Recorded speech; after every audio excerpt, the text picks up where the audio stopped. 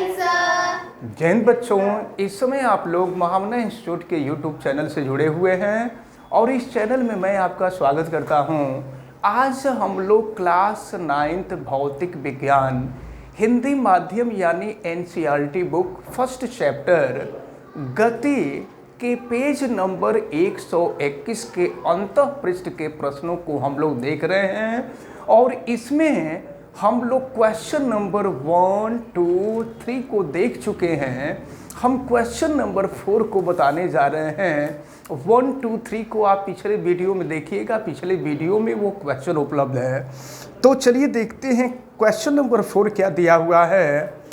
एक racing car है और देखते हैं तो इसमें दिया हुआ है एक रेसिंग कार है। रेसिंग कार का एक समान त्वरण 4 मीटर पर सेकंड स्क्वायर है।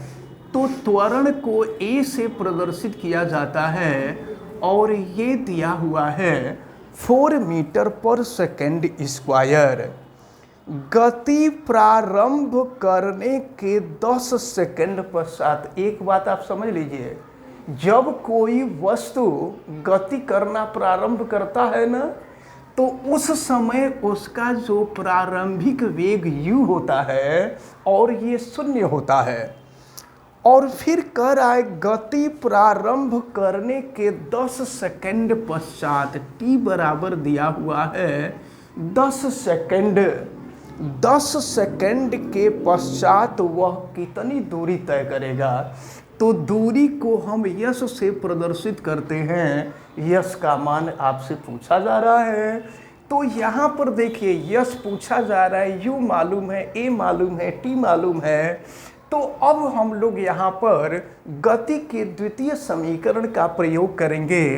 गति का द्वितीय समीकरण S equal to ut plus half AT का स्क्वायर होता है। सबका मान हम रख देते हैं, रख करके सॉल्व कर लेंगे।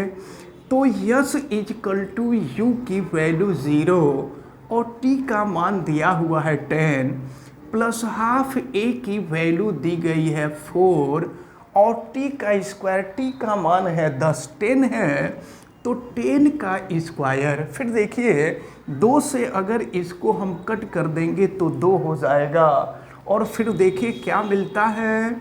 आगे बढ़ रहे हैं, यस इजकल टू 0 × 10 तो 0 हो जाएगा, ये 0 हो गया और प्लस ये हो गया 2 और देखें 10 का स्क्वायर कर दीजिए, 10 का स्क्वायर कर दीजिए, तो 10 का स्क्वायर कर देंगे तो 100 हो जाएगा और 100 में 2 का गुणा कर दीजिए तो ये हो जाएगा 200 मीटर। यही आपसे पूछा जा रहा था कि गति प्रारंभ करने के 10 सेकंड पश्चात वह कितनी दूरी तय करेगी, यानी उसके द्वारा तय की जाने वाली जो दूरी होगी यह 200 मीटर के बराबर होगी। अब हम लोग क्वेश्चन नंबर 5 को देखते हैं। क्वेश्चन नंबर 5 में दिया हुआ है किसी पत्थर को ऊर्ध्वाधर की ओर, देखो बेटा ऊर्ध्वाधर का मतलब होता है ऊपर के तरफ, किसी पत्थर को ऊपर के तरफ फेंका जा रहा है। किसी पत्थर को देखें, किसी पत्थर को ऊर्ध्वाधर ऊपर की ओर 5 मीटर प्रति सेकंड की वेग से फेंका जा रहा है। तो जिस वेग से फेंका जाता है ना, वो प्रारंभिक वेग होता है। तो प्रारंभिक वेग u का मान आपको दिया हुआ है 5 मीटर प्रति सेकंड। यदि गति के दौरान पत्थर का नीचे की ओर दिष्ट त्वरण, जब किसी पिंड को हम ऊपर की तरफ फेंकेंगे ना, तो जब कोई पिंड ऊपर के तरफ जाता है तो उसका त्वरण नीचे के तरफ काम करता है और यह त्वरण a है। त्वरण का मान आपको दिया गया है 10 मीटर पर सेकंड स्क्वायर। तो पत्थर के द्वारा कितनी ऊंचाई प्राप्त की गई, यानी जब पत्थर को ऊपर फेंका गया था तो पत्थर के द्वारा कितनी ऊंचाई प्राप्त की गई, एच का मान आपसे पूछा जा रहा है। और वहां पहुंचने में कितना समय लगा। देखिए पूछा जा रहा है कि पत्थर के द्वारा कितनी ऊंचाई प्राप्त की गई, पत्थर को यहाँ से यहाँ पत्थर कितना ऊपर गया, एच का मान आपसे पूछ रहा है। और फिर आपसे ये पूछ रहा है कि इस उच्चतम ऊंचाई तक जाने में कितना टाइम लगा, आपसे ये पूछा जा रहा है। तो चले देखते। एक बात मैं आपको बता दूं कि जब कोई पिंड ऊपर के तरफ जाता है ना, तो त्वरण ऋणात्मक होता है।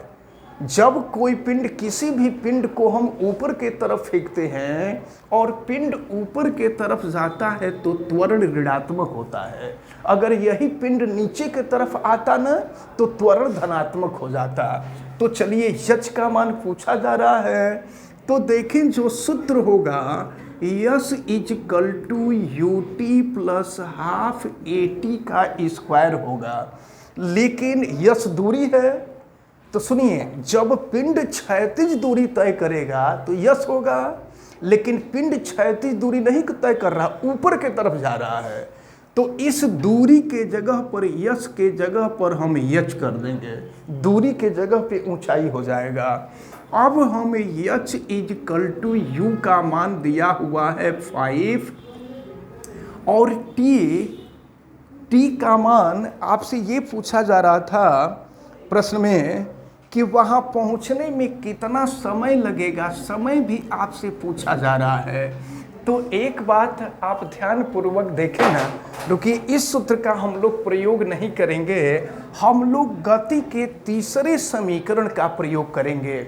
और गति का जो तीसरा समीकरण होता है v square equal to u square plus 2as, इसका प्रयोग करेंगे। एक बात समझ लीजिए, और पिंड को फेंका गया था 5 मीटर प्रति सेकंड की वेग से। जब यह पिंड उच्चतम ऊंचाई पर पहुंच जाता है ना, जब यह पिंड सबसे अधिक ऊंचाई पर पहुंच जाता है तो अधिकतम ऊंचाई पर जाने के बाद पिंड रुक जाता है। जब किसी भी पत्थर को या किसी भी पिंड को ऊपर की तरफ फेंकेंगे ना, तो जैसे जैसे वह ऊपर जाता है उसका वेग घटता जाता है, और जब सबसे अधिकतम बिंदु पर पहुंचता है तो वहाँ वेग 0 हो जाता है, यानी अंतिम वेग 0 हो जाता है।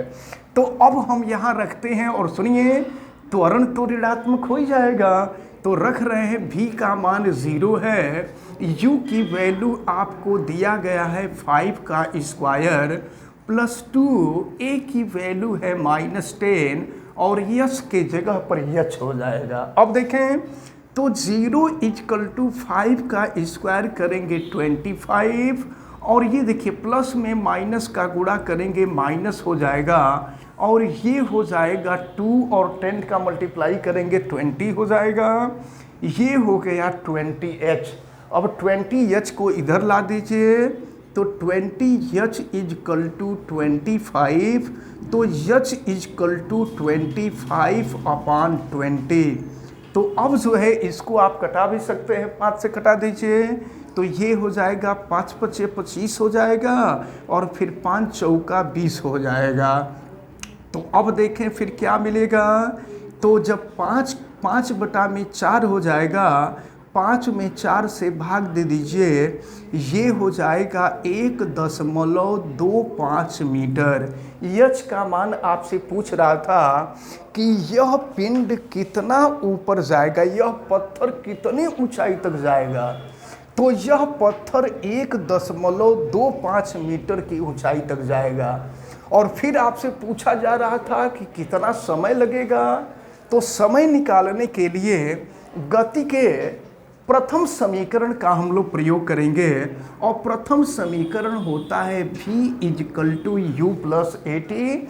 तो चलिए v का मान तो 0 है, u का मान आपको दिया है 5 और a की वैल्यू -10 है, तो -10 करेंगे तो यहाँ माइनस हो जाएगा, और ये हो गया t। जब -10t को इधर लाएंगे तो +10t इजकल टू 5, तो t इजकल टू हो जाएगा 5/10, अब 5 को 10 से डिवाइड कर दीजिए तो ये हो जाएगा 0.5 सेकेंड। तो प्रश्न में आपसे यही पूछा जा रहा था कि पत्थर कितनी ऊंचाई तक जाएगा। तो पत्थर 1.25 मीटर की ऊंचाई तक जाएगा और फिर पूछा जा रहा था उसको वहां तक जाने में कितना समय लगेगा। तो वहां तक जाने में 0.5 सेकंड का समय लगेगा।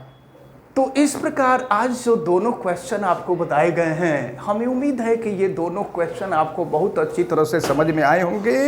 नेक्स्ट वीडियो जब हम लोग देखेंगे तो अब इसमें भी अंतः पृष्ठ वाले जो क्वेश्चन है वो समाप्त हो चुके हैं। अब नेक्स्ट डे इसमें भी हम लोग अभ्यास प्रश्न यानी फिजिक्स में अब हम लोग पहले चैप्टर का अभ्यास प्रश्न देखेंगे। तो हमें उम्मीद है कि आज के वीडियो में जितना भी आपको बताया गया है सब आपको बहुत अच्छी तरह से समझ में आया है। आप वीडियो को लाइक ज़रूर कीजिएगा और अगर चैनल पे नए हैं तो चैनल को सब्सक्राइब भी कर लीजिए।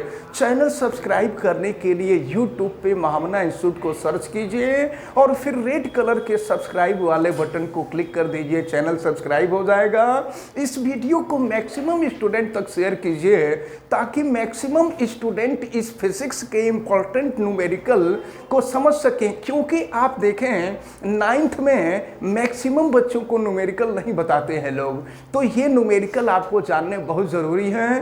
क्योंकि अगर 9th में ही न्यूमेरिकल आप फिजिक्स के जान जाएंगे तो 9th के बाद 10th 11 12 ये 4 साल जब आप बहुत अच्छी तरह से न्यूमेरिकल तैयार कर लेंगे तो 12 के बाद अगर आपको IIT क्वालिफाई करना है, नीट क्वालिफाई करना है, जी एडवांस क्वालिफाई करना है तो उसमें फिजिक्स के केवल आपसे न्यूमेरिकल ही पूछे जाते हैं। तो इसलिए आपके बेस बहुत मजबूत रहें, इसलिए 9th के ये फिजिक्स के न्यूमेरिकल आपको बड़ी अच्छी तरह से समझने हैं और वीडियो को मैक्सिमम स्टूडेंट तक आप शेयर कीजिए ताकि मैक्सिमम स्टूडेंट इसको बहुत अच्छी तरह से समझें। अगर किसी प्रकार की कोई दिक्कत समझ में आती है तो आप हमें कमेंट करके बतावें और बेल आइकन को भी प्रेस करें ताकि प्रतिदिन पढ़ने वाले वीडियो की सूचना आपको मिलती रहे। आप सभी लोगों का बहुत बहुत धन्यवाद। जय हिंद।